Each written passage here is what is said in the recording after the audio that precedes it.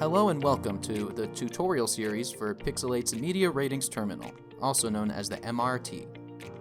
In these tutorials, we'll educate you on the types of data you can get from this tool, as well as the best practices for using it.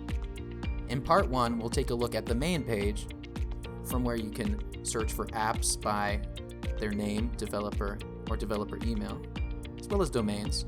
From here you can also see Pixelate's MRT roadmap.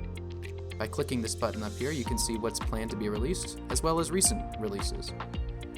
The planned to be released items will be on the rightmost side of this Trello board.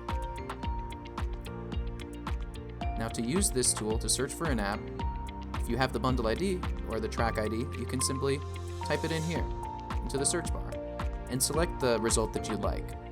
I'm going to choose the Google Play version of this app, of which there also is an Apple App Store version. We'll see that this is accessible from the listing for either.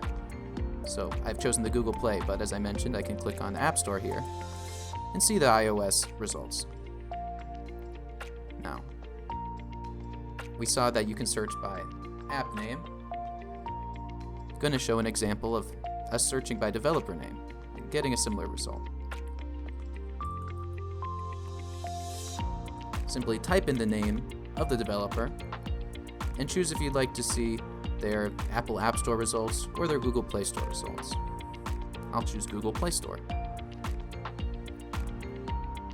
Thirdly, we can perform a similar search using the developer's email. In this case, I'm just going to type in the suffix of their email, and it's going to return to me all the possible addresses associated with that domain. So I'll choose info. And that shows all the apps related to that developer email.